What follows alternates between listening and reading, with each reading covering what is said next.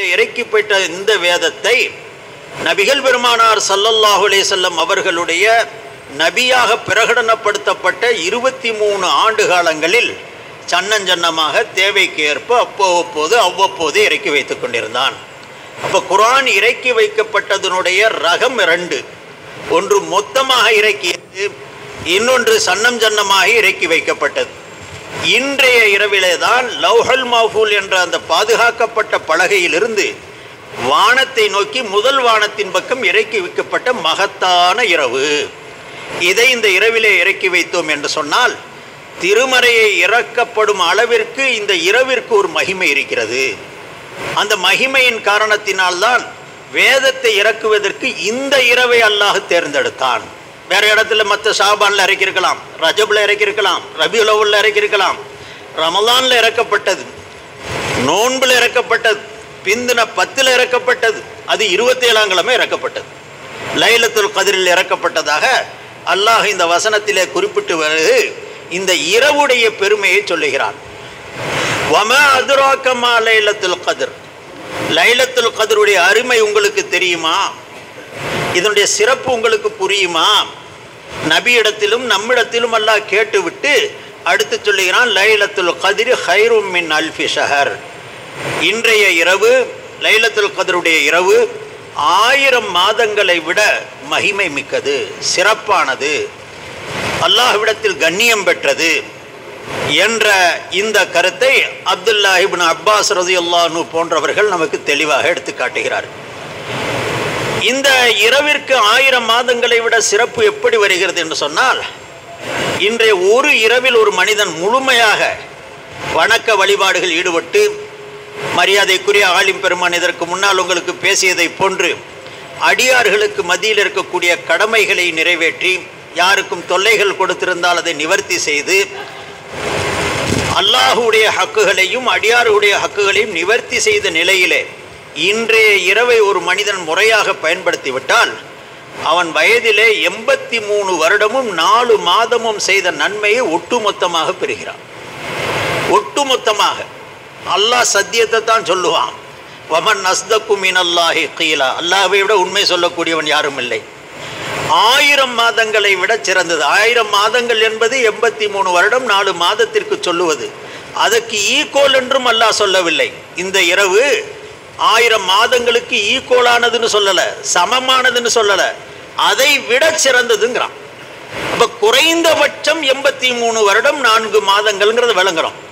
அதுக்கு மேலே அதிகமாகிறது அவரவருடைய இஹ்லாஸை பொறுத்து, அவருடைய தூய செயல்பாடுகளை பொறுத்து இன்றைய இரவிலே செய்யப்படக்கூடிய ஒவ்வொரு அமலுக்கும் அல்லாஹ்விடத்தில் மிகப்பெரிய நன்மை இருக்குது. சகோதரர்களே, ரொம்ப அழகான ஒரு சப்ஜெக்ட் உங்களுக்கு கொடுத்தாங்க. என்ன சொல்கிறதுன்னு யோசிச்சுக்கிட்டு இருக்கும் பொழுது 2 விதமான செயல்பாடுகள் நம்ம இந்த இரவில் செய்ய வேண்டியது.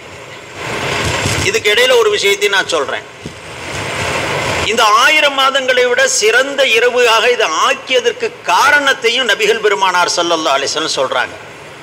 ஸல்லல்லாஹு அலைஹி வஸல்லம் ஒரு தடவை சஹாபாக்களை முன்னால் உட்கார வச்சு, பனு இஸ்ரவேலர்களுக்கு நமக்கு முன்னால் இருந்த சமுதாயத்தினருக்கு நீண்ட நெடிய ஆயுள்கள் வழங்கப்பட்டிருந்தது என்பதை சொன்னார்கள். சில பேர் 100கணக்கான வருடங்கள் நின்று வணங்குவார்கள், அல்லாஹ்விற்கு வணக்கம் செலுத்துவார்கள். இதில் அய்யூப் அலைஹிஸ்ஸலாம் இருந்தார்கள், ஜக்கரியா அலைஹிஸ்ஸலாம் இருந்தார்கள், ஹிஸக்கீல் இப்னுல் அஜூஸ் என்ற அவரும் இருந்தார்கள், அந்த நபிமார்களில் இருந்தவர்கள். அதே விதமாக யூஷா இப்னு நூன் என்ற இந்த 4 பெயர்களை ஸல்லல்லாஹு அலைஹி வஸல்லம் குறிப்பிட்டு பெருமைப்பட்டு சொன்னார்கள்.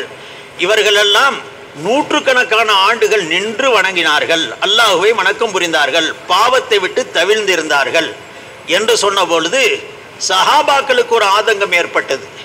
அப்படி வயது நமக்கு இல்லையே, அதிகமாக 50ஓ 60ஓ 70ஓ நபிகள் பெருமானார் ஸல்லல்லாஹு அலைஹி வஸல்லம் சொன்னார்கள். எனது சமுதாயத்துடைய சராசரி வயது 60க்கும் 70க்கும் இடையில் இருக்குன்னு சொன்னார்கள். நீண்ட நெடிய வயது இல்லை, வயது இருந்தாலும் இத்தனை ஆண்டுகள் வணங்கக்கூடிய வாய்ப்பு இல்லையே என்று ஆதங்க கவலைப்பட்ட நேரத்திலே ஜிப்ரீல் அலைஹிஸ்ஸலாம் இறங்குகிறார்.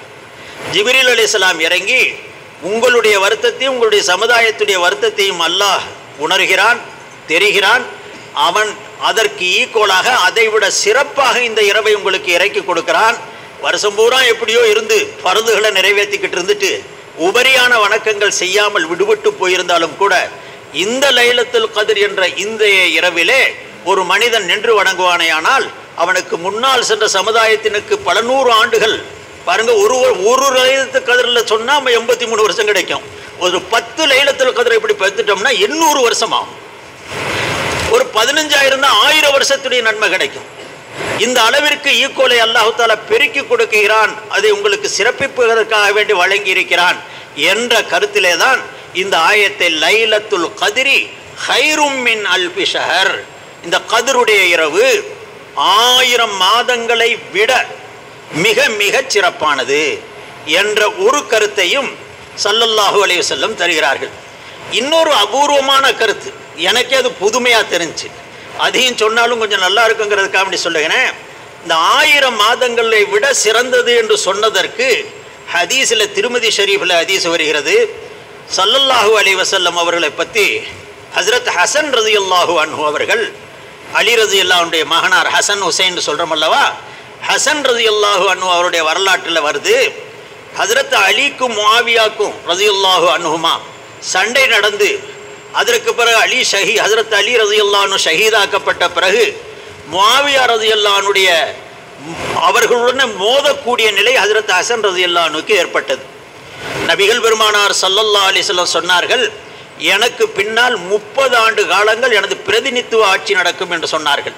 நான் இருந்து ஆட்சி செய்வதை போன்று, நான் இருந்து மக்களுக்கு வழிகாட்டுதலை போன்று எனது மரணத்திற்கு பிறகு 30 ஆண்டுகள் வரைக்கும் யாரெல்லாம் ஆட்சி செய்வார்களோ அவர்கள் என்னையாக நீங்கள் பாவிக்க வேண்டும், நானே இருப்பதாக நீங்கள் நினைத்து அதற்கு வழிபட வேண்டும். அல் ஹிலாஃபத்து பாதி சலாசூன சனதன் ஸல்லல்லாஹு அலைஹி வஸல்லம் அழகாக சொன்னார்கள். அந்த 30 வருட கணக்கை பார்க்கும் பொழுது ஹஜ்ரத் அபூபக்கர், ஹஜ்ரத் உமர், ஹஜ்ரத் உஸ்மான், ஹஜ்ரத் அலி இவருடைய 4 ஹலீஃபாக்களுடைய ஆட்சி 29 வருடங்களும் 6 மாதங்களும் ஆகுது. மிச்சம் இருக்கக்கூடிய 6 மாதம் ஹஜ்ரத் ஹசன் ரலியல்லாஹு அன்ஹு அங்கு பொறுப்பேற்கிறார்கள். அப்போ ஹசன் ரலியல்லாஹு அன்ஹு அவருடைய பொறுப்பில் வந்ததற்கு பிறகு அந்த ஆண்டுகள் ரசூலுல்லாஹி ஸல்லல்லாஹு அலைஹி வஸல்லம் அவர்களால் வாக்களிக்கப்பட்ட அந்த 30 ஆண்டுகள் பூர்த்தி வருகிறது. இந்த 30 ஆண்டுகள் இவர் 6 மாத காலம் ஆட்சி செய்ததற்கு பிறகு ஹஜ்ரத் முஆவியா ரலியல்லாஹு அன்ஹுவிடம் அவர்கள் ஒரு ஒப்பந்தம் செய்து கொள்கிறார்கள், சமரசம் செய்து கொள்கிறார்கள். நான் என்னுடைய ஆட்சி பொறுப்பை விட்டு நீங்கிக் கொள்ளுகிறேன், மோதல் நடவடிக்கை வேண்டியதில்லை, நீங்களே ஆட்சி பொறுப்பை ஏற்றுக்கொள்ளுங்கள் என்று சமரசம் செய்து ஆட்சி பொறுப்பை ஹஜ்ரத் முஆவியா ரலியல்லாஹு அன்ஹுவிடம் ஒப்படைக்கிறார்கள். பெருமானார் ஸல்லல்லாஹு அலைஹி வஸல்லம் கூட ஹதீஸிலே சொன்னார்கள், எனது பேரப்பிள்ளையின் காரணத்தினால் ஒரு பெரும் யுத்தம் முடிவுக்கு வரும் என்று நபிகள் நாயகம் ஸல்லல்லாஹு அலைஹி வஸல்லம் சொல்லியிருந்தார்கள். அது ஹஜ்ரத் ஹசன் அவர்கள் மூலமாகத்தான் அது வெளிப்படுகிறது. எனது பேரப்பிள்ளையின் மூலமாக பெரும் யுத்தம், பெரும் மோதல், முஸ்லிம்களுக்கு இடையிலே ஏற்பட்டுவிட்ட அசம்பாவிதம் ஒரு எல்லையை தொடும் முடிவுக்கு வரும் என்பதையும் நபிகள் நாயகம் ஸல்லல்லாஹு அலைஹி வஸல்லம் ஏற்கனவே சொல்லியிருந்ததை போன்று ஹஜ்ரத் ஹசன் அவர்கள் அதை ஒரு தீர்ச்சிக்கு கொண்டு வந்தார்கள். ஹஜ்ரத் ஹசனுடைய சார்பாக, ஹஜ்ரத் அலி ரலியல்லாஹு அன்ஹுடைய சார்பாக எண்ணற்ற முஸ்லிம்கள் போரிலே ஈடுபட்டு அவர்கள் ரத்தம் கொட்டி கொண்டிருந்த நிலையிலே இவர்கள் போய் சமரசம் செய்த உடனே இவர்களுக்கு பின்னால் அணிவகுத்து நின்ற மிச்சம் இருந்த முஸ்லிம்களுக்கு சற்று வருத்தம் ஏற்பட்டது. நாமெல்லாம் இவருக்காக இவ்வளவு போராடி ரத்தம் குருதி கொட்ட பாடுபட்டுக்கிட்டு இருக்கிற நிலையில போய் சமரசம் பண்ணிக்கிட்டாங்களே, நம்ம தோத்து போனது மாதிரி ஆச்சே, ஆட்சியை கொண்டு முஆவியாட்ட கொடுத்துட்டாங்களே, நம்மள இதாயிட்டோம் அப்படிங்கக்கூடிய அந்த வருத்தம் அந்த மக்களுக்கு மத்தியில் இருந்தபோது அதுல கூட்டத்திலிருந்து ஒரு நபர் எழுந்து ஹஜ்ரத் முஆவியாவுடன் சமரசம் செய்த ஹஜ்ரத் ஹசனை பார்த்து அவர்கள் சொன்னார்கள், கது சவ்வத்த உஜூஹல் மூமினீன, உங்களை நம்பியிருந்த மூமின்களுடைய முகத்தில் கரிய பூசிட்டீங்களேண்டாங்க.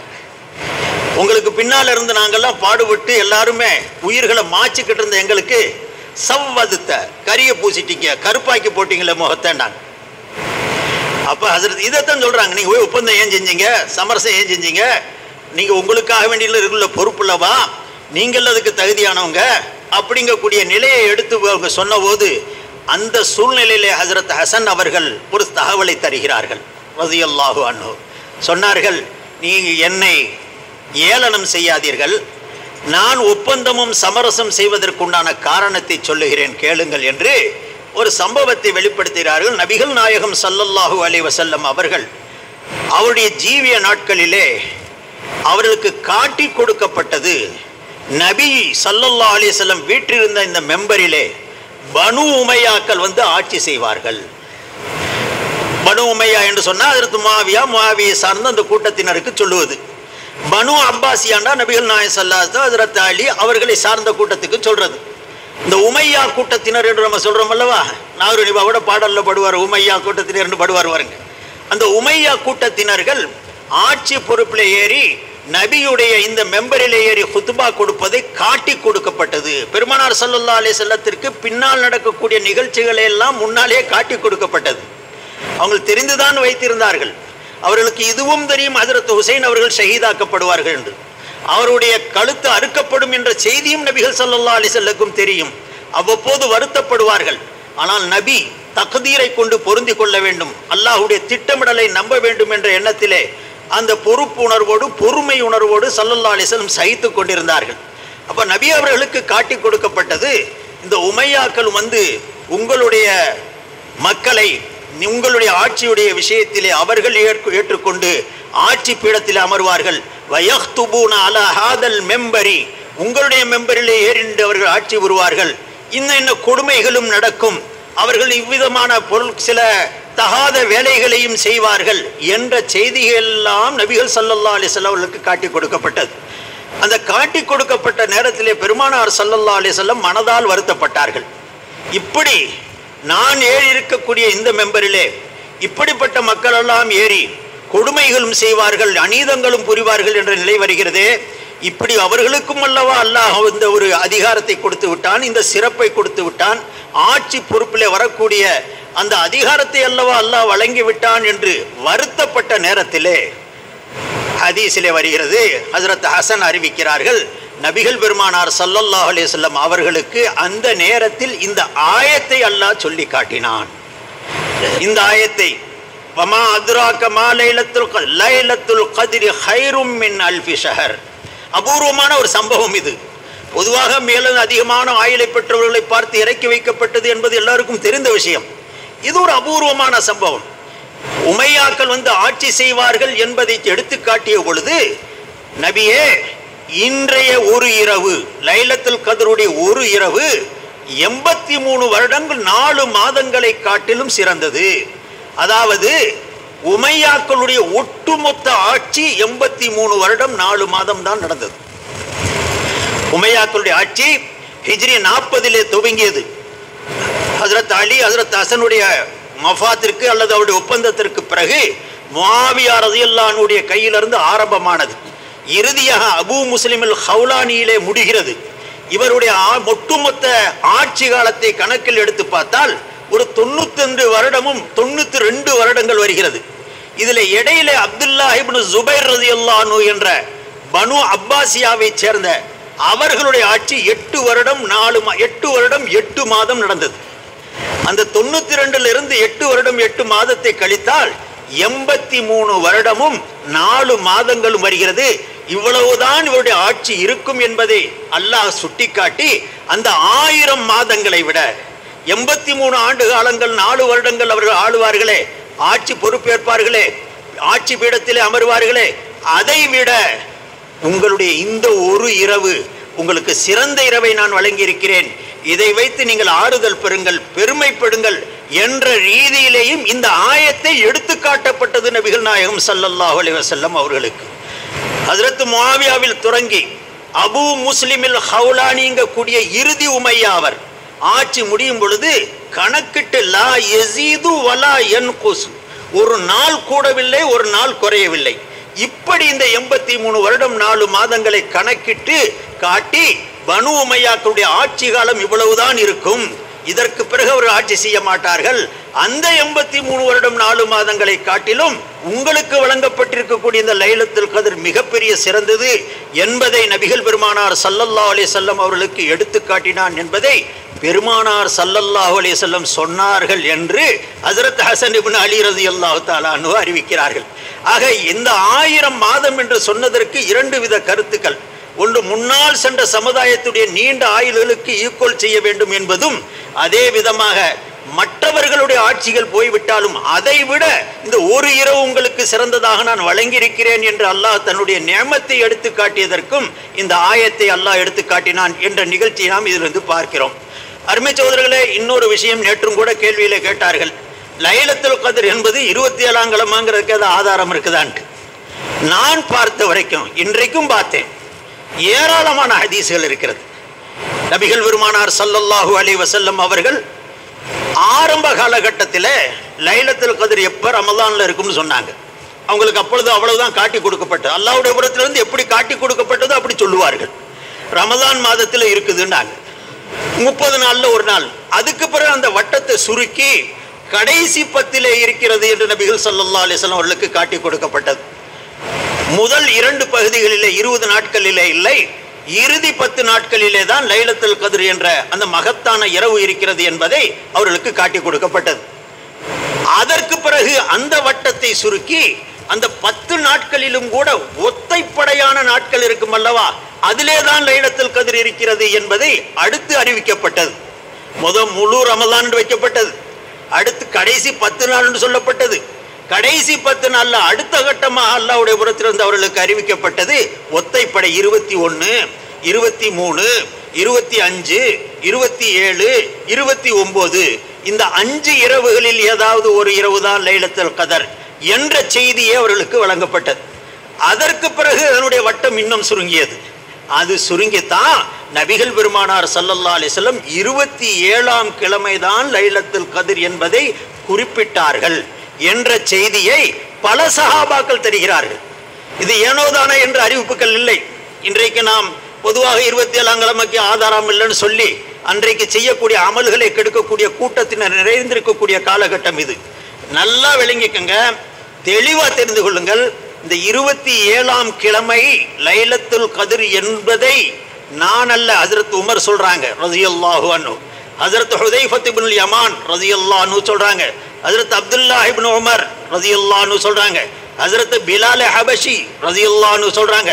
எண்ணிறந்த சஹாபாக்கள், இது அவர்களாக சொல்லவில்லை, நபிகள் நாயகம் ஸல்லல்லாஹு அலைஹி வஸல்லம் சொன்னதாக எடுத்து சொல்லுகிறார்கள். அவருடைய ஆய்வினுடைய அடிப்படையில் அவர்கள் எடுத்து சொல்லவில்லை.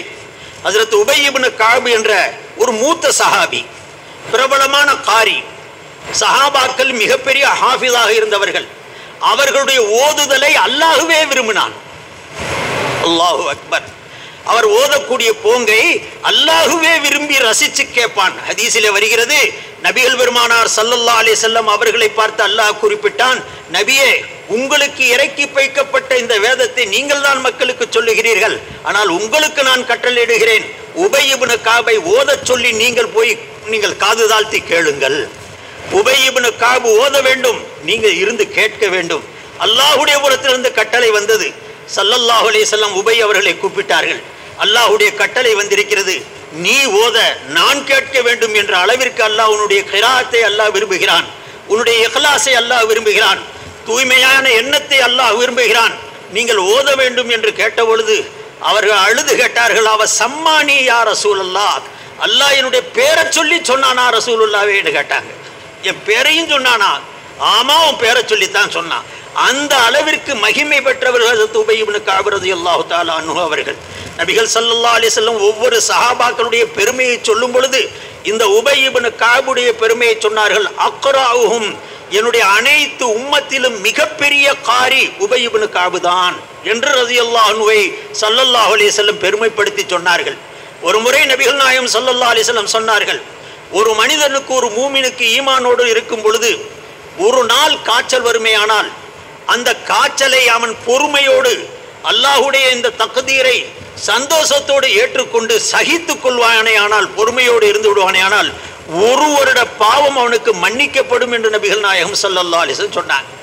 ஒரு நாளுடைய காய்ச்சல் ஜுரத்தை சகிச்சு அல்லாஹ்வுடைய தக்தீரை பொருந்திய நிலையிலே பொறுமை காத்துக் கொள்வானே ஆனால், விருப்பத்தோடு ஏற்றுக்கொள்வானே ஆனால், அவனுக்கு ஒரு வருடத்துடைய பாவங்கள் மன்னிக்கப்படுவதாக பெருமானார் ஸல்லல்லாஹு அலைஹி வஸல்லம் சொன்னார்கள். அந்த கூட்டத்திலே இருந்த ஹஜ்ரத் உபய் இப்னு கஅப் ரலியல்லாஹு அன்ஹு உடனடியாக 2 கரத்தையும் தூக்கி, அல்லாஹ்வே, எனக்கு வாழ்நாள் பூராம் ஜுரத்தை கொடு என்று துஆ கேட்டார்கள். எத்தனை பெரும் பெருமை பாருங்கள்!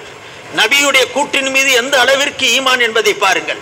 ஆனால் இதையும் சேர்த்து சொன்னார்கள், அல்லாஹ்வே, எனக்கு வாழ்நாளெல்லாம் ஜுரம் இருக்க வேண்டும், ஆனால் எனது ஜுரம் எனது தொழுகைக்கு தடையாக இருக்கக்கூடாது, எனது நோன்பிற்கு தடையாக இருக்கக்கூடாது, நான் செய்யக்கூடிய ஜிஹாதிற்கு தடையாக இருக்கக்கூடாது, நான் செய்யக்கூடிய நற்காரியங்களுக்கு எந்த விதமாக தடையாக ஊராக இது விளங்கிவிடக்கூடாது. இந்த வகையிலே எனக்கு ஜுரத்தை கொடு என்று கேட்டார்கள். ஹதீஸை அறிவிக்கக்கூடியவர் அறிவிக்கிறார்கள், அதே மஜ்லிஸிலே அவர்களுக்கு ஜுரம் வந்து விட்டது. அந்த காய்ச்சல் இறுதி வரைக்கும் இருந்தது. கையை பிடித்து பார்ப்பவர் கையை தாங்கி பிடிக்க முடியாத அளவிற்கு சூடு இருக்கும், சூடு பறக்கும். அந்த அளவிற்கு ஹஜ்ரத் உபய் இப்னு கஅப் ரலியல்லாஹு அன்ஹு உடல் பாதிக்கப்பட்டது. அல்லாஹும் அல்லாஹ்வுடைய ரசூலுக்கும் இவ்வளவு பொருத்தமான ஒரு சஹாபி ஒரு செய்தியை சொல்லுகிறார் என்று சொன்னால் பொய்யாக சொல்லுவாரா? அது நபியுடைய பெயரை பயன்படுத்தி ஒரு காரியத்தை சொல்லுகிறார் என்று சொன்னால் அவர் பொய்யை சொல்லுவாரா, தவறை சொல்லுவாரா? இதை நம்ம சிந்திக்க கடமைப்பட்டிருக்கிறோம். அந்த உபய் இப்னு கஅப் ரலியல்லாஹு அன்ஹு அவரிடத்திலே ஒரு வருகிறார். ஸிர் இப்னு ஹுபைஷ் ரஹிமஹுல்லாஹ் என்ற நபி தோழர்களை கண்ட தாபிஈ அவர்கள், இப்னு மசூதுடைய மாணவர், உபய் இப்னு கஅபுடைய மாணவர், மூத்த சஹாபாக்களுக்கு மாணவராக விளங்கிய ஸிர் இப்னு ஹுபைஷ் என்ற ஒரு பெரியவர் வந்து ஹஜ்ரத் உபய் இப்னு கஅபிட்ட கேட்கிறார், நீங்க 27ஆம் கிழமை தான் லைலத்துல் கத்ருங்கறீங்க. நபிகள் ஸல்லல்லாஹு அலைஹி வஸல்லத்துக்கு இறுதியாக காட்டி கொடுக்கப்பட்டது 27ஆம் கிழமை, அதுதான் லைலத்துல் கத்ர் என்பதாக சொல்றீங்களே. ஆனா உங்களுடைய ஒரு சகோதரர் இன்ன அஹாக அப்துல்லாஹ் இப்னு மஸ்ஊதின் இன்னஹு யகூலு மை யகுமில் ஹவுல யுஸிபுஹு லைலத்துல் கத்ர், அவர் சொல்லுகிறார், உங்களுடைய ஒரு நண்பர் சகோதரர் அப்துல்லாஹ் இப்னு மஸ்ஊத் ரலியல்லாஹு அன்ஹு எல்லாரிடத்திலும் சொல்லிக்கிட்டு இருக்கிறாரு, யாரெல்லாம் ரமலான் பூரா வருஷம் பூரா யார் நின்று தொழுகிறானோ வணங்குறானோ அவனுக்கு தான் லைலத்துல் கத்ர் கிடைக்கும். வருஷம் பூரா நின்று வணங்கணும், அவன் எந்த லைலத்துல் கத்ரை பெற்றுக்குருவான். இப்படி அல்லவா வெளியே சொல்லிக்கிட்டு இருக்கிறாரு. நீங்க பார்த்தா லைலத்துல் கத்ர் 27 ரமலான் மாதம் கடைசி 10 27ஆம் கிழமைன்னு குறிப்புப்படுத்துறீங்க. அவர் மையகுமில் ஹவுல வருடம் பூரா யார் நிற்பாரோ அவருக்கு லைலத்துல் கத்ர் கிடைக்கும்னு சொல்றாரு. அப்ப 27 அவர் குறிப்புப்படுத்தி சொல்ல மாட்டேங்கிறாரு. அப்படின்னு சொன்ன நேரத்தில் பாருங்க, இங்கதான் சஹாபாக்களுடைய செயல்பாடுகள் நம்ம விளங்கணும். சஹாபாக்களுக்கு மத்தியில் சண்டை மூட்டி விட்டு வேடிக்கை பார்க்கக்கூடாது. கருத்து வேறுபாடுகளை உருவாக்கி விட்டுக்கிட்டு பாரு அவர் மட்டம் இவர் உயர்வுன்னு பேசக்கூடாது. சஹாபாக்களுடைய அணுகுமுறைகள் எப்படி இருந்துச்சுங்கிறத இங்கே விளங்கணும். ஹஜ்ரத் உபய் இப்னு கஅப் ரலியல்லாஹு அன்ஹு அழகா பதில் சொன்னாங்க. நீங்களும் நம்மளுமா இருந்தா அல்லது இன்னைக்கு உள்ளவனா இருந்தா என்ன சொல்லி போடுவான், இப்னு மசூதுக்கு ஒன்றும் தெரியாது, அவர் எண்ணத்தை கண்டாரு, மறந்து போயிருப்பாரு, ஏதாவது இந்த மாதிரி ஒரு விஷயத்தை சொல்லி விட்டுட்டு தன்னுடைய கருத்தை நிலைநாட்ட பார்ப்பான். அங்கே அப்படி அல்ல. சஹாபாக்கள் ஒன்றுபட்ட சமுதாயம், ஒன்றுபட்ட சமுதாயம். அவங்க அல்லாஹ் யுஹிப்பூன மன் ஹாஜர இலைஹிம் வலா யஜிதுன ஃபீ சுதூரிஹிம் ஹாஜத்தம் மிம்மா ஊது வயூசிரூன அலா அன்ஃபுஸிஹிம் வலவ் கான பிஹிம் ஹஸாஸா. சஹாபாக்களை அல்லாஹ் பெருமைப்படுத்துறத பார்த்தா அந்த சஹாபாக்கள் வந்து எந்த சஹாபியவாதும் மனக்கோணலாக யாரா யோசிச்சானா அவனுக்கு ஈமானுக்கே ஆபத்து. அந்த அளவுக்கு அல்லாஹ் புகழ்றான் இந்த சஹாபாக்களை பத்தி. அவங்கள நம்ம இதை சொல்லல, சஹாபாக்கள்லாம் தப்பு செய்திருப்பாங்க, உனக்கு எதுக்கு அந்த கவலை, அவங்க செஞ்ச தப்பெல்லாம் நான் மன்னிச்சுட்டேங்கிறான் அல்லாஹ். அந்த மன்னிக்கப்பட்ட தவிர நீங்க அதை எடுத்து பிரஸ்தாபிக்கணும், அதை ஏன் விமர்சிக்கணும், அதை பத்தி தப்பா ஏன் பேசணும், அந்த சஹாபிக்கு என்ன தெரியும், இந்த சஹாபிக்கு என்ன தெரியும், இதெல்லாம் அவங்கள வக்கனை பேசக்கூடிய அந்த வக்கிர புத்தி இருக்குது பாருங்க. இது யாருக்கு வரும்னா ஈமாங்கட்டவர்களுக்கு தான் வரும். அல்லாஹ்வையும் ரசூலையும் யார் முறையா நம்பினாங்களோ, குர்ஆனுடைய ஆயத்துக்களை முறையா யார் சிந்திச்சாங்களோ, எந்த சஹாபியை பத்தி வாயை திறக்க கூடாது. சஹாபாக்கு அவங்கள தவறு செய்திருக்கலாம், நம்ம நபிமார்கள் மாதிரி பாதுகாக்கப்பட்டவங்கன்னு சொல்லல. அந்த தப்ப பேசக்கூடிய உரிமை உனக்கு எனக்கும் கிடையாது. ஏன் பேசணும்? ஸல்லல்லாஹு அலைஹி வஸல்லம் பேசாதான்டாங்க. அதுக்கு பிறகு விமர்சனம் ஏன் செய்யணும்?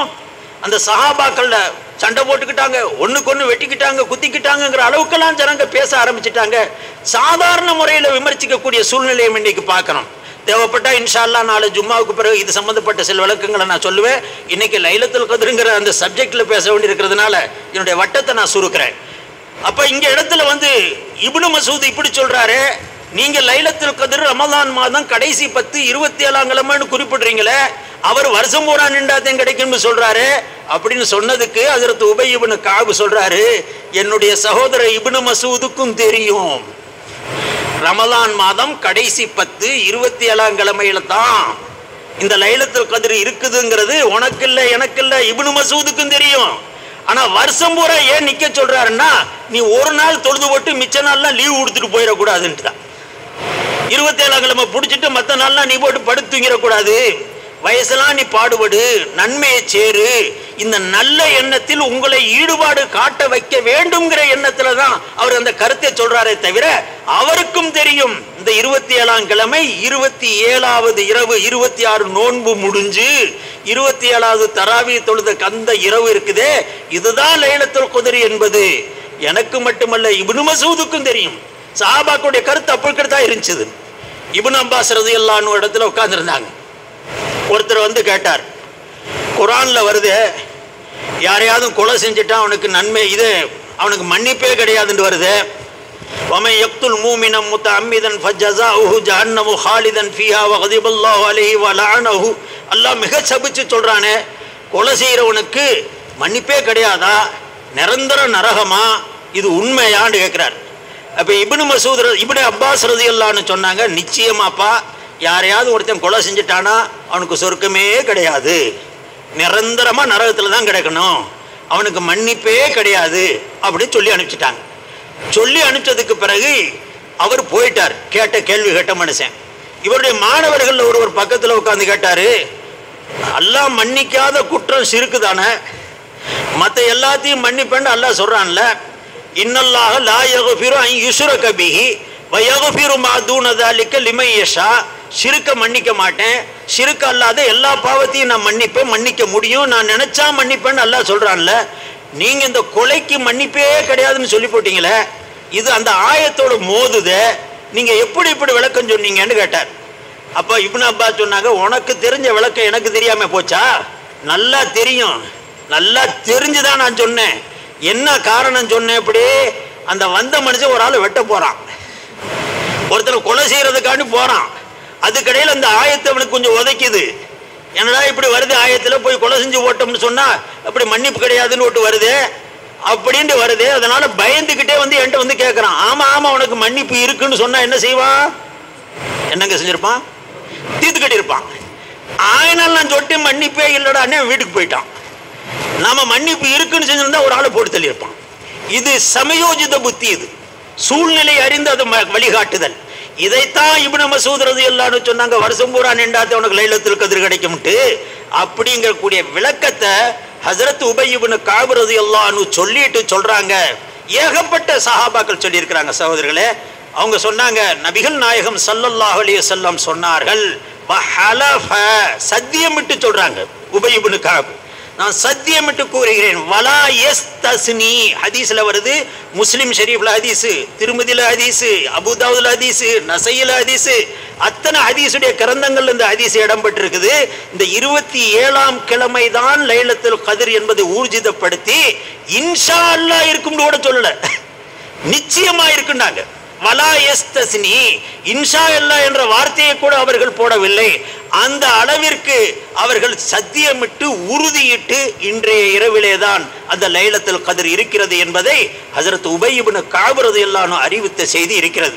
இதே விதமாக ஹஜ்ரத் உமர், ஹஜ்ரத் ஹுதைஃபா, மூத்த சஹாபாக்கள், ஹஜ்ரத் அப்துல்லாஹ் இப்னு அபி அப்துல்லாஹ் சுனாபிஹி என்ற சகோதரர், ஒரு நபி தோழர், சிரியா நாட்டில இருந்து மதீனாவுக்கு வர்றார். வழியில ஜுஹஃபாங்கிற ஒரு இடத்துல ஒரு கூட்டத்தை சந்திக்கிறார். மதீனாவில இருந்து ஒரு கூட்டம் வருது. இவர் அங்கே சிரியா நாட்டில இருந்து மதீனாவுக்கு வந்துகிட்டு இருக்கிறார், நபிகள் நாயகம் ஸல்லல்லாஹு அலைஹி வஸல்லம் அவர்களை சந்திப்பதற்காக. ஜுஹஃபா என்ற இடத்திலே இந்த மதீனாவிலிருந்து வந்த காஃபிலாவை கூட்டத்தை சந்திச்சு, மல் ஹபர, என்ன செய்தி, ஊர்ல எப்படி இருக்கிறீங்கன்னு கேட்கிறார். இடையில சந்திச்சுக்கிறாங்க. அப்ப அவர் சொன்னாரு, நபிவா வாக்க போறீங்க, நபி மௌத்தாயி 5 நாள் ஆச்சுன்னார். தஃபன்னா ரசூலுல்லாஹி ஸல்லல்லாஹு அலைஹி வஸல்லம் முன்து 5 ஐயாம், 5 நாட்களுக்கு முன்னால அடைக்கிட்டோம்ப்பா. நான் நினைக்கிறேன் இது ரமலான் மாதத்துல வந்த செய்தி. அவங்க வர்றார் ரமலான் மாதத்துல, இங்க கடந்து நபியுடனே கலந்து லைலத்துல் கத்ர்ல கலந்துக்கிறனுங்கிற எண்ணத்துல அவர் வர்றார். அப்ப நபியை பத்தி கேட்ட உடனே 5 நாள் ஆச்சு இறந்துன்னு சொன்ன உடனே அப்ப இவர் கேட்கிறார், அபி அப்துல்லாஹி சுனாபிஹி ரலியல்லாஹு அன்ஹு கேட்கிறார், லைலத்துல் கத்ரை பத்தி தான் ரசூலுல்லாஹோட கலக்கலான்னு வந்தேன், அதை பத்தி ஏதாவது செய்தி, எந்த தேதி எந்த நாள்ல லைலத்துல் கத்ர் இருக்குதுங்கிறது தெரியுமா, யாராவது உங்களுக்கு தகவல் சொன்னார்களா அப்படின்னு அபு அப்துல்லாஹி சுனாபிஹி ரலியல்லாஹு அன்ஹு அங்கே இருந்த சஹாபாக்களை பார்த்து, நபி தோழர்களை பார்த்து கேட்ட உடனே அவங்க சொன்னாங்க, நாங்க இந்த விவரத்தை கேட்டோம், எங்களுக்கு ஹஜ்ரத் பிலால் முஅஸ்ஸினு ரசூலுல்லாஹி ஸல்லல்லாஹு அலைஹி வஸல்லம் நபியுடைய அவையிலே அதான் கொடுக்கக்கூடிய ஹஸரத் பிலால் எங்களுக்கு தகவலை கேட்டு சொன்னார்கள், இந்த லைலத்துல் கத்ர் என்பது 27ஆம் கிழமையிலே தான் இருக்கிறது என்று குறிப்புப்படுத்தி சொல்லியிருக்கிறார்கள் என்ற செய்தியும் ஹதீஸுடைய கிரந்தங்கள்ல இருக்குது. இது புகாரில் இருக்குது, இந்த செய்தி புகாரி ஷரீஃப்ல இருக்குது. ஆகையினால மன நிம்மதியோடு இந்த 27ஆம் கிழமையை நீங்கள் பயன்படுத்த வேண்டும். 20 நிமிஷம் தான் இருக்குது சொல்ல வேண்டியது. அதனால் அருமை சகோதரர்களே, இதில் என்ன செய்யணும் அவங்களும் சொன்னாங்க, நானும் உங்களுக்கு அதைத்தான் சொல்கிறேன். மனிதர்களுக்கு மத்தியில் அநீதம் இருந்துச்சுன்னா அதை களையுங்க. அந்த இதை வச்சுக்கிட்டு அதுலேயும் குறிப்பாக தாய் தகப்பனை சொன்னார், உண்மையான விஷயம் அது. தாய் தந்தையருடைய விஷயத்தில் பல பேர் நம்ம வருத்தப்படுற மாதிரி நடந்துக்கிறோம். தாய் தந்தையுடைய விஷயத்தில் நீங்கள் செய்யக்கூடிய நடவடிக்கை சுவத்தில் எறிகிற பந்து மாதிரி. இன்னைக்கு அவங்களுக்கு செய்தீங்க, நாளைக்கு அதே தான் நம்ம புள்ள நமக்கு செய்யும். அதனால தாய் தப்பர்கள் வருத்தமாக இருப்பார்களே ஆனால் அவர்களை சந்தோஷப்படுத்தணும். சகோதர சகோதரிகளுக்கு மத்தியில் அநீதங்கள் நடந்திருக்குமே ஆனால் நீதத்தை கடைப்பிடிக்கணும். இதை செய்துக்கிட்டு துவா செய்தா துவா கபூலாகும். அது இல்லாம செய்தா துவா வீணா போயிடும். ஏன்னா அல்லாஹும் அல்லாஹ்வுடைய ரசூல் அதை சொல்லி காட்டுறாங்க. சில இடைஞ்சல் இருக்கு. டாக்டர்கிட்ட போய் மருந்து சாப்பிட்றீங்க, வைத்தியர்கிட்ட போய் மருந்து சாப்பிட்றீங்க, அவர் சொல்றாரு மருந்து சாப்பிடு நல்லா பலன் கிடைக்கும், கருவாடு மட்டும் சாப்பிடாதான் பாரு. ஒரு பத்தியம் சொல்றாருன்னு வைங்க, நீங்க மருந்தை ஹெவியா சாப்பிட்டுக்கிட்டு கருவாடையும் சேர்ந்து சாப்பிட்டா என்னவாகும்? ஆக்ஷனா இருக்காது, ரியாக்ஷனா தான் ஆகும், ஏடா கூடமா ஆகும். என்ன டாக்டர் விலையுறந்த மருந்து எழுதி கொடுத்தாரு, எல்லாம் கொடுத்தாரு, ஆனா வேலை செய்யலையே, மாற்றமா போகுது, எதிரான அளவுல எஃபெக்ட் ஏற்படுதுன்னு சொன்னா என்ன காரணம் சொல்லுவோம்? சொன்ன பத்தியத்தை கடைப்பிடிக்கல. கருவாடை ஏன் சாப்பிடணும், கத்திரிக்காய் ஏன் சாப்பிடணும், வைத்தியர் சொன்ன பத்தியத்தை கடைப்பிடிச்சா தான் அந்த மருந்து வேலை செய்யும். அதே விதமாக அல்லாஹும் ரசூலும் நமக்கு பத்தியத்தை சொல்லி கொடுக்குறாங்க. என்ன? சகோதரர்கிட்ட இருக்கக்கூடிய உறவு, பெற்றோர்களிடத்தில் இருக்கக்கூடிய உறவு, இதை சரிப்படுத்திக்கிட்டீங்கன்னா அதுக்கு பிறகு நம்ம துவாவுக்கு தடையாகவே இருக்காது. துவா அங்கீகரிக்கிறதுக்கு முக்கிய வழிகோல என்ன? எல்லோருடைய உரிமைகளை நிலைநாட்டிடும், அநீதம் செஞ்சிருக்க கூடாது. சந்தோஷப்படுத்திட்டோம்னு சொன்னா அல்ஹம்துலில்லாஹ் இன்றைய இரவு நமக்கு உங்களுக்கு மிகப்பெரிய பலன் உள்ளதாக இருக்கும். அருமை சகோதரர்களே, குறிப்பாக பெற்றோருடைய விஷயத்தில் ரொம்ப கவனம் செலுத்தணும். நிறைய நம்ம பார்க்கணும். பெங்களூர்லாம் நிறைய முதியோர்கள் இல்லங்கள் தோன்றப்போச்சு, கொண்டு தள்ளிட்டாங்க. என்னண்டா அதை எப்படி சொல்றதுன்னு தெரியல. இவரும் பெரிய ஜாப்பு, பொண்டாட்டியும் பெரிய ஜாப்பில் இருக்கிறாங்க, ரொம்ப பெரிய ஆளு. தாய் தகப்பனை யார் பார்க்கறது? விடு, சின்ன பிள்ளையில நமக்கு காசை வீசி காலேஜில் சேர்த்தது மாதிரி கொஞ்சம் காசை வீசி அவங்கள முதியோர் இல்லத்தில் சேர்த்துடலாம். இந்த நிலையை பார்க்கணும். அப்படி அல்ல. தாயும் தந்தையும் சந்தோஷம் இருந்தால் ரிதல் ரப்பி ஃபி ரிதல் வாலித் வ சஹத்துர் ரப்பி ஃபி சஹத்தில் வாலித். அல்லாஹு அக்பர். ஒரு நிகழ்ச்சியை சொல்லி நான் முடிக்கிறேன்.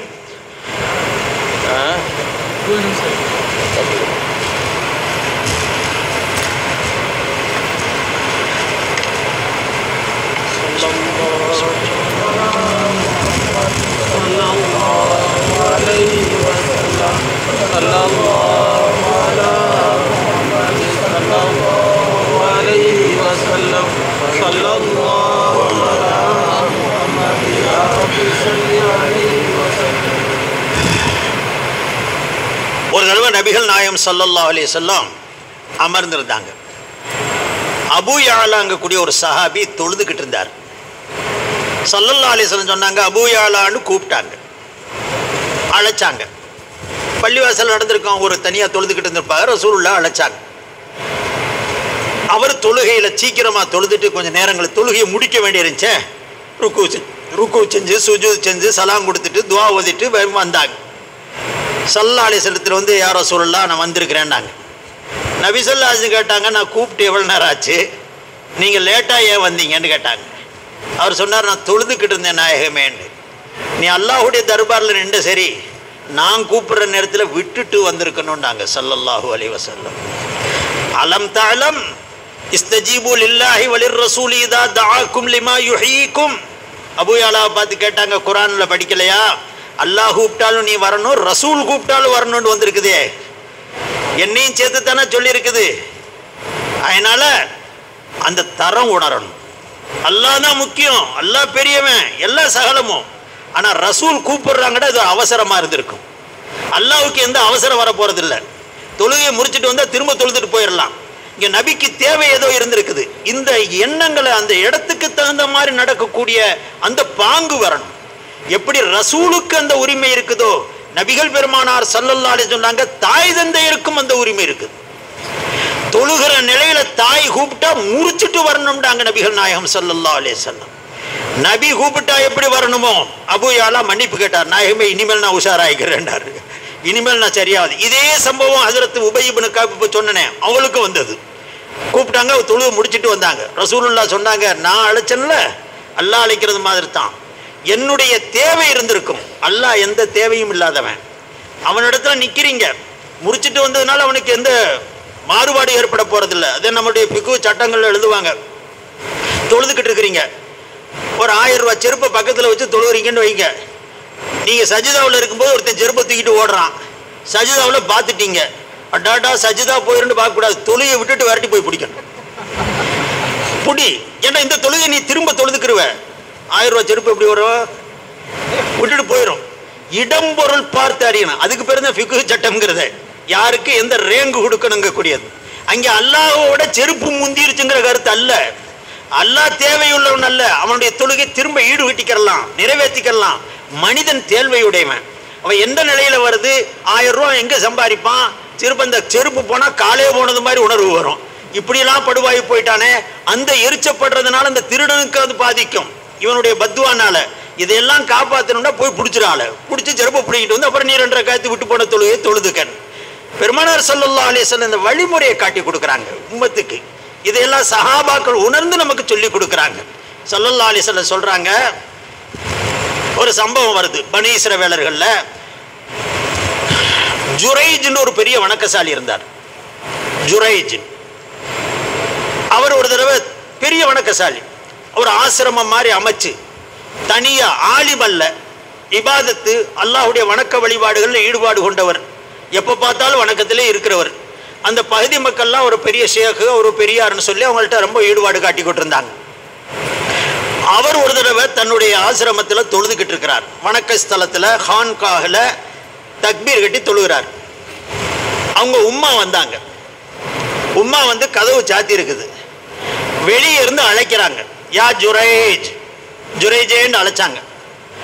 இந்த மனுஷன் தொழுகையில் இருக்கிறாரு, தக்பீர் கட்டி தொழுகையில் நின்றுக்கிட்டு இருக்கிறார். அம்மா கூப்பிடுறது காதுல விழுகுது.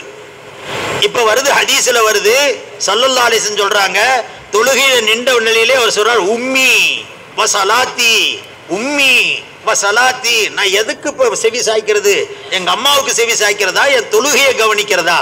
இப்படி யோசிச்சு யோசிச்சு கடைசியில் அவர் தொழுகையை வந்து பூர்த்தியாக்கினார். தொழுகையை பூர்த்தியாக்க போக்குறதுக்காக நின்றுட்டார். அந்த அம்மா கொஞ்ச நேரம் நின்று கூப்பிட்டு பார்த்துச்சு, போயிருச்சு. இவர் கதவை திறக்கல, தொழுகையிலே இருந்துட்டார். கொஞ்ச நேரம் கழிச்சோ அல்லது அடுத்த நாளோ வருது, தற்செயலா நடக்குது இது. அந்த மாதிரி திரும்ப வந்து பார்க்க கதவு பூட்டி இருக்கு. யா ஜுரைஜ் அழைக்கிறது அம்மா. இவர் ஒரு திரும்ப அதே தொழுகையில் இருக்கிறாரு, அதே கதை வருது, உம்மி வசலாத்தி, உம்மி வசலாத்தி. 3வது முறையும் இப்படி ஆச்சு. 3 முறைக்கும் மேல அந்த மாளுக்கு கோபம் வந்துருச்சு. அந்த மாளுக்கு தெரியாது மயன் தொழுகையில் இருக்கிறான்ட்டு. கதவை சாத்திருக்கு, தூங்கி இருக்கிறானோ, படுத்திருக்கிறானோ, உட்காந்துருக்கிறானோ என்னன்னு தெரியல, இல்லை ஆளுகளோட பேசிக்கிட்டு இருக்கானோ என்னமோ தெரியல. தாய் கூப்பிடுறேன், இவன் கவனிக்காம இருக்கிறானே. அந்த மாளுக்கு உண்மை விளங்காது. பெத்த தாய் தான், 3 தடவை கூப்பிட்டேன், 3 நாளா கூப்பிடுறேன், கதவை திறக்க மாட்டேங்கிறான். எப்ப தாய் முகத்தை பார்க்க விரும்பல போல இருக்கு. அந்த மாளுக்கு கோபம் வந்துருச்சு, டென்ஷன் ஆகி போய் ஒரு வார்த்தையை விட்டுருச்சு, பெத்த தாயை பார்க்க விரும்பாதவன் நீ வேசி முகத்தை பார்க்காம சாக மாட்டான். ஒரு பயங்கரமான வார்த்தை. லா யுமீதுஹுல்லாஹு ஹத்தா யரா அலா வஜ்ஹில் மூமிசாத்தி. சஹீஹான ஹதீஸ்கள்ல ரிவாயத் வருது. இந்த மாதிரி சொல்லிட்டு போயிடுச்சு, வாக்கு விட்டுருச்சு. ஸல்லல்லாஹு அலைஹி வஸல்லம் இந்த சம்பவத்தை சொல்லும்போது வார்த்தையை சொல்றாங்க, லவ் கான ஜுரைஜ் ராஹிபு ஃபகீஹன் லஅலிம அன்ன இஜாபத் உம்மிஹி அஃதலு மின் இஜாபத் ரப்பிஹி தபாரக வ தஆலா. இந்த ஜுரைஜ்ங்க கூடிய வணக்கசாலி ஆலிமா இருந்திருந்தா, மார்க்க சட்டத்துடைய அளவுகோலை புரியக்கூடிய அளவிற்கு ஞானம் பெற்றிருந்தா, ஃபிக்ஹுடைய தர்ஜாவை அவர் தெரிஞ்சிருந்தார். ஆனா அம்மாவுடைய அழைப்பை முன்னிலைப்படுத்தணும், ரப்புடைய அழைப்பை பின்னிலைப்படுத்தணும், இந்த சட்டத்தை விளங்கி இருப்பார். அவர் ஆலிமா இல்லாததுனால, அளவுகோல் புரியாததுனால, தராதரத்தை விளங்காத காரணத்தினால அவர் தொழுகையில் ஈடுபட்டு அம்மாவுடைய பத்துவாவை வாங்கிட்டார். நபிகள் நாயகம் ஸல்லல்லாஹு அலைஹி வஸல்லம் சொல்றாங்க, லவ் கானல் ஜுரைஜுர் ராஹிபு வணக்கசாலியா இருந்த இந்த ஜுரைஜ் தெரிஞ்சிருப்பாரே ஆனால் அலிம ஃபகீஹா இருந்திருப்பாரே ஆனால் அலிம அன்ன இஜாபத்த உம்மிஹி, தன்னுடைய தாயுடைய அழைப்பை ஏற்பது அஃதலு மின் இஜாபத்தி ரப்பிஹி, தன்னுடைய ரப்புடைய அழைப்பை ஏற்பதை காட்டிலும் முன்னுரிமை பெற்றது என்பதை விளங்கி இருப்பார். ஆக என்னாச்சு, தாயுடைய பத்துவா கிடைச்சிருச்சு. அதனாலதான் சொல்றாங்க, தாய் தகப்பனா இருக்கக்கூடியவங்க புள்ளைய கூட கேலிக்கு கூட சபிக்க கூடாது. சமயத்தில் அல்லாஹ் கபூல் பண்ணிடுவான். அட நாசமா போன்னு சொல்லுவாங்க. நம்ம ஊர் பக்கத்தில் பார்க்குறோம். சந்தோஷத்தில் கூட சொல்லுவாங்க சமயத்தில், அட நாசமா போன்னு. அட நாசமா போறது சந்தோஷமா சொல்ற வார்த்தையா? அதனால அந்த வார்த்தைகளே பயன்படுத்தக்கூடாது. அந்த லானத்துடைய வார்த்தை, சாபத்துடைய வார்த்தைகளை மறந்தும் கூட தாய் தந்தையர்கள் பயன்படுத்தக்கூடாதுன்னு நமக்கு சட்டம் சொல்லி கொடுக்குது. இப்போ இந்தமா பாவம் தொழுகையில் நின்ற மனுஷன் தான், தெரியாது அந்த மாளுக்கு நிலைமை இப்படி ஆச்சு. என்ன ஆச்சு? பத்துவா பட்டுச்சு. சம்பவம் அது பிறகு நீளமா வருது. அங்கே ஒரு பொம்பளை இருந்தா, அவ கல்யாணம் ஆகாத கர்ப்பம் ஆயிட்டா. ஊர் மக்கள்லாம் முடிச்சு அடிச்சாங்க. அந்த காலம் இப்போ எல்லாம் அதை கவனிச்சுக்கவே மாட்டானுங்க. அது அந்த காலம் இருந்துச்சு. ஒருத்தர் எப்படியாவது இப்படி ஆச்சுன்னு சொன்னா ஊருக்கே அது கொந்தளிப்பா இருக்கு. நானே சிறு பிள்ளையில பார்த்துருக்கிறேன். ஏதாவது ஒன்று தப்பு தடவை நடந்துருச்சுன்னா ஊரே பிரளயமாயிரும். இன்னைக்கு கண்டுக்கிறதே இல்லை. என்னவோ ஒன்றுக்கு ரெண்டுக்கு போறது மாதிரி கருதிட்டானுங்க. இன்னைக்கு அந்த நிகழ்ச்சிகள்லாம் ஒரு இதாவே குற்ற உணர்வே இல்லாமல் போச்சு. குற்ற உணர்வே இல்லை. ரொம்பவும் மோசமான காலத்தில் இருக்கிற சகோதரர்களே, இந்த காலத்தில் கொஞ்சம் தக்குவா காட்டுங்க, அல்லாஹ் உங்களை வானத்தில் உயர்த்திடுவான். வானத்தில் உயர்த்திடுவான். ஸல்லல்லாஹு அலைஹி வஸல்லம் சொன்னாங்க, ஒரு காலம் வரும் 10ல் 1 மடங்கு ஒருத்தன் கொஞ்சம் சமாளித்து நடந்தான்னா அவனுக்கு முழுக்க முழுக்க அல்லாஹ் கொடுத்துருவான்னு சொல்லி. அது மாதிரி இந்த மாதிரி காலகட்டத்தில் நம்முடைய ஈமானை காட்டணும், நம்முடைய தக்குவாவை உறுதிப்படுத்தணும், நம்முடைய அல்லாஹ்வுடைய இறை அச்சத்தை நம்ம வெளிப்படுத்தணும். அந்த மாதிரி இருந்துட்டோம்னா இதுக்கு பெரிய மர்த்தபா இருக்கு, பெரிய பதவி இருக்குது. நம்மளை சகோதரர்னாங்க ஸல்லல்லாஹு அலைஹி வஸல்லம். நபி தோழர்கள்னாங்க. நம்மளையும் உங்களையும் நபி என்ன சொல்லியிருக்கிறாங்க? சகோதரர்கள்னு சொல்லியிருக்கிறாங்க. கூட பிறந்த அண்ணன் தம்பி மாதிரி ரசூலுல்லாஹ் நம்மளை சொல்லிட்டு போயிருக்கிறாங்க.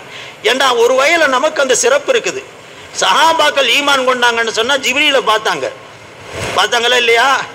நபியுடன் இருக்கக்கூடிய மோஜிசாத்துக்களை பார்த்தாங்க, குர்ஆன் இறங்குறத பார்த்தாங்க, நடக்கக்கூடிய நிகழ்வுகளை எல்லாம் கண்கூட பார்த்து ஈமான் கொண்டாங்க. நீங்கள் நம்மளும் பார்த்தோமா? எதையுமே பார்க்காம வெறும் செவி வழி செய்தியா கேட்டு ஈமான் கொண்டிருக்கிறோம். இதுக்கு மகத்துவத்தை ரசூலுல்லாஹ் சொல்றாங்க. என்னுடைய நண்பர்கள் அல்ல, அவங்க தோழர்கள் அல்ல, என் கூட பிறந்த சகோதரர்கள், என்னை பார்க்காம ஈமான் கொள்றவங்க ஸல்லல்லாஹு அலைஹி வஸல்லம் உங்களையும் நம்மளையும் புகழ்ந்திருக்கிறாங்க. ஆனா அந்த புகழுக்கு பங்கம் வந்துடக்கூடாது. ஏடா கூடமா நடந்துடாம கொஞ்சம் சமாளிச்சு, அது இந்த மாதிரி மோசமான காலத்துல அல்லாஹு அக்பர் ஸல்லல்லாஹு அலைஹி வஸல்லம் ஒரு ஹதீஸ்ல சொன்னாங்க, ஒரு காலம் வரும் பெத்த புள்ளைய பெத்து வளர்க்கறத விட ஒரு நாய்க்குட்டியை எடுத்து வளர்த்திருக்கலாமேன்னு தகப்பை யோசிப்பான். ஹதீஸ்ல வருது, நபிகள் நாயகம் ஸல்லல்லாஹு அலைஹி வஸல்லம் சொல்றாங்க. அல்லாஹு அக்பர். அந்த காலம் தான். இப்போ ஒவ்வொருத்தரும் தன்னுடைய பிள்ளைகளை எப்படியெல்லாம் சொல்றாங்க, இவனாலே எனக்கு டென்ஷனுங்கிறாங்க, இவனாலேயே நான் நோயாளி ஆயிட்டேங்கிறாங்க, இவனாலேயே எங்களுக்கு பிரச்சனைங்கிறாங்க, தாம் பெத்த பிள்ளையினாலேயே. அருமை சோதரர்களே, இப்படிப்பட்ட காலத்துல நம்ம கொஞ்சம் தக்குவாவையும் தஹாரத்தையும் சுத்தத்தையும் எடுத்து காட்டணும்னா அல்லாஹ் இடத்துல பெரிய அங்கீகாரம் கிடைக்கும். ஆக அவர் அந்த ஜுரைஜுங்கக்கூடியவருக்கு அந்த காலத்தில் ஒரு பொம்பளை கர்ப்பவதி ஆனா மக்களுக்கு தெரிஞ்சிச்சு, பிடிச்சி அடிச்சு உதச்சு கேட்டாங்க. அந்த பொம்பளை சொன்னா, இப்போ யாரை சொன்னாலும் வம்பு, இந்த ஜுரைஜுங்கிறவருக்கு தான் எல்லா இடத்துலையும் மரியாதை இருக்குது, இவர் பேரை சொன்னா எல்லாரும் பேசாமல் விட்டுருவாங்க, பெரிய ஷேகாச்சே, ஐயோ இப்போ மேலெடுத்து பிரச்சனை போல இருக்கு, விட்டுட்டு போயிடலான்னு நம்மளை விட்டுருவாங்கன்னு நினச்ச அந்த பொம்பளை சொல்லிட்டா, கர்ப்பத்துக்கு காரணம் இந்த ஜுரைஜ் தான்ட்டு அந்த வணக்கசாலியை கையை காட்டிட்டான். உடனே வந்துச்சு, சாது மிரண்டா காடு கொள்ளாதுப்பாங்க. யாரையாவது அளவுக்கு மீறி நம்பி இருக்கிறாங்கன்னு வைங்க, அந்த நம்பகத்துக்கு மாத்தமே வேணா நடந்தானாக்கும் போட்டு பப்ளிக் துவம்சம் பண்ணி போடும். நம்ம பார்க்கோம், பெரிய ஆளாக மதிச்சிருக்கிறாங்க, கடைசியில் அந்தரங்கத்தில் ஏதாவது ஏடா கூடமா நடக்கிறது தெரிஞ்சுன்னு சொன்னால் ரியாக்ஷன் ஆகும். இப்போ ஜுரைஜை ரொம்ப பெருசாக நினச்சி வச்சுருந்தாங்க.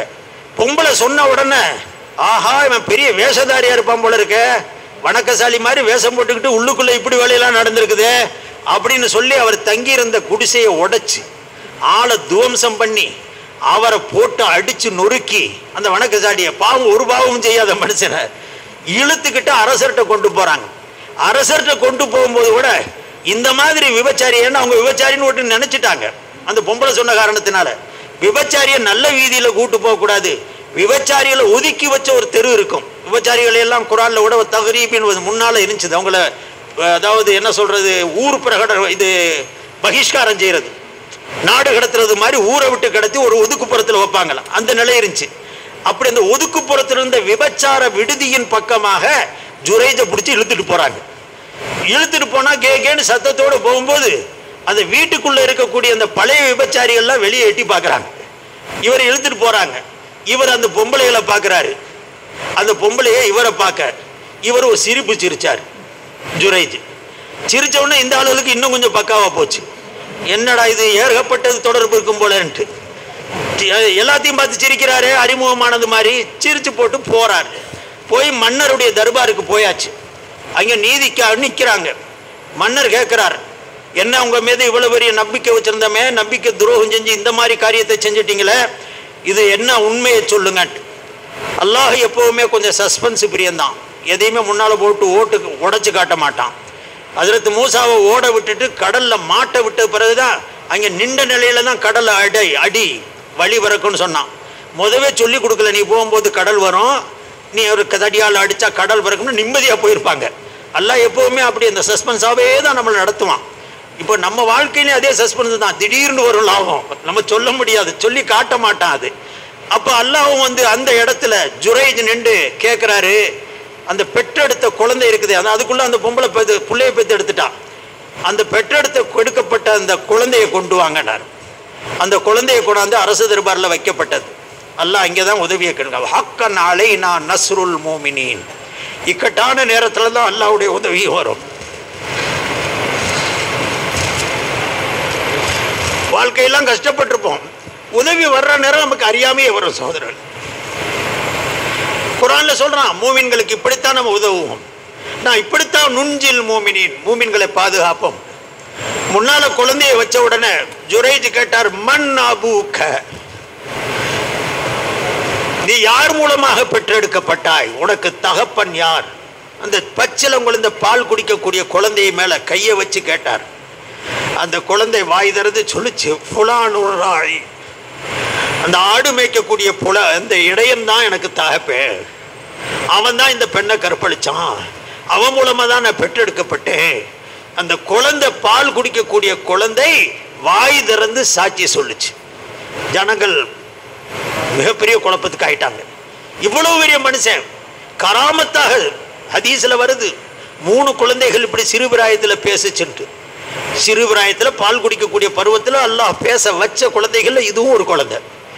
அப்ப மன் அபூக் ஃபுலானுர் ராய் சொன்ன உடனே எல்லாருமே கையை பிசைஞ்சு மன்னிப்பு கேட்டு காலில் விழுந்து அவரை சரி கட்டி, உங்களுடைய குடிசையை நாங்கள் தங்கத்தால் கட்டி தர்றோம் அப்படின்னு சொன்னேன்ல, எனக்கு குடிசையாகவே இருக்கட்டும், நான் வணக்கசாலியாகவே இருந்துட்டு போகிறேன் அப்படின்னு சொன்ன நேரத்தில் கூட இருந்தவங்களாம் ஒரு வார்த்தையை கேட்டாங்க.